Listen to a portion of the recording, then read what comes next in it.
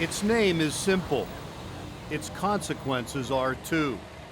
The war on I-4. The winner advances to the American Conference Championship, an in-state battle between two of the best collegiate football programs in the country. South Florida traveled from Tampa to Orlando to meet Central Florida, two teams finishing the regular season against each other with one loss combined. No better than this, man. You don't get no better than this right here, baby.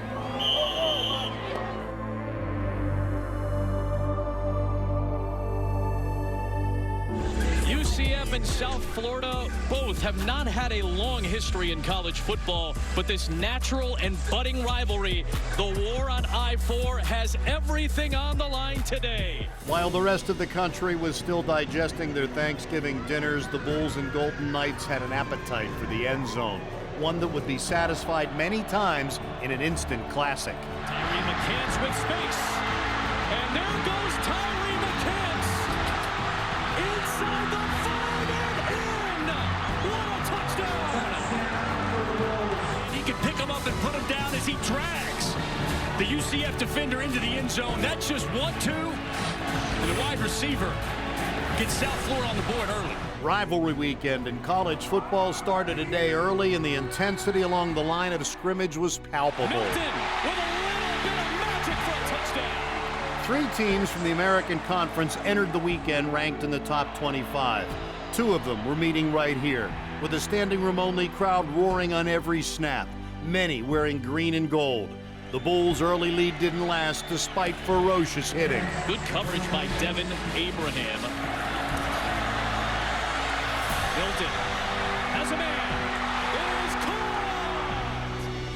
caught! Central Florida scored touchdowns on its first three possessions and led 21-7 after a quarter. A lesser team would have collapsed with that kind of start in a rivalry game.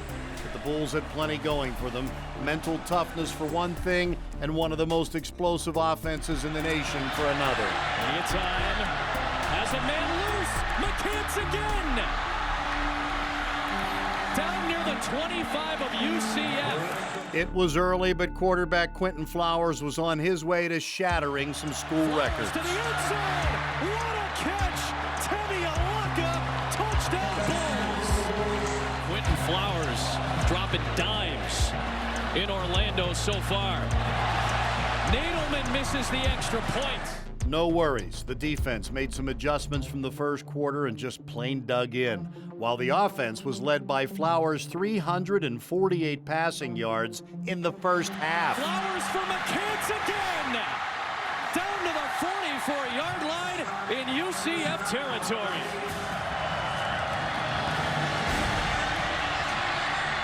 Flowers making some magic happen with his legs into UCF territory. The Bulls spent much time there in the quarter, forcing three straight punts on D, allowing Flowers and his crew every chance to sparkle. Flowers, end zone, Wilcox, touchdown Bulls! South Florida was right back in the game. It was only the third time all season that UCF was shut out in a quarter. Most important, USF showed it could take a punch and come back with even more. And that'll draw us to the end of the first half. Your score, UCF 21, USF 20. Stick around for second half action. As night fell in Orlando, it seemed impossible, but things grew even more intense. The Bulls were leaving it all on the field. The American Conference East Division title was on the line, and both teams seemed willing to pay whatever price necessary to claim it. Nothing kept either side down for long.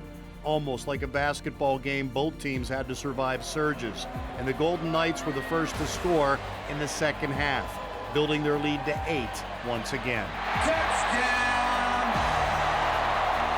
UCF! South Florida has been blessed, not just with great talent, but great leadership, in a coaching staff that is firm but willing to bend throughout the course of a game.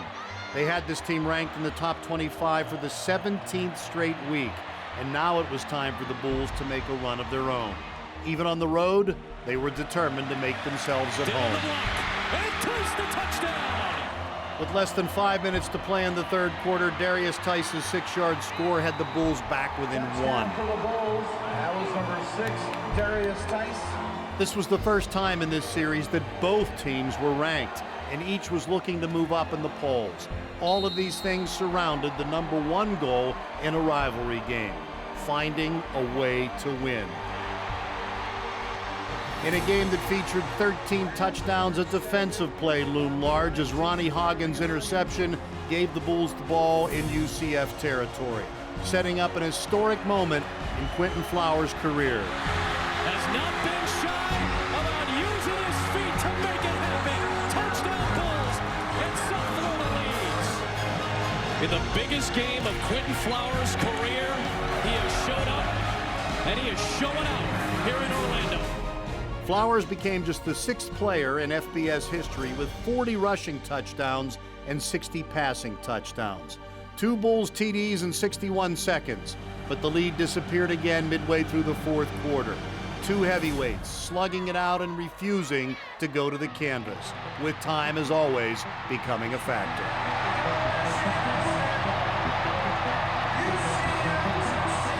With a little over 2 minutes to play, the lead was back to 8, but not for long. Flowers has a man. It is caught. Darnell Sullivan, touchdown Bulls. And now the 2-point conversion to tie this game. A huge play. Here we go.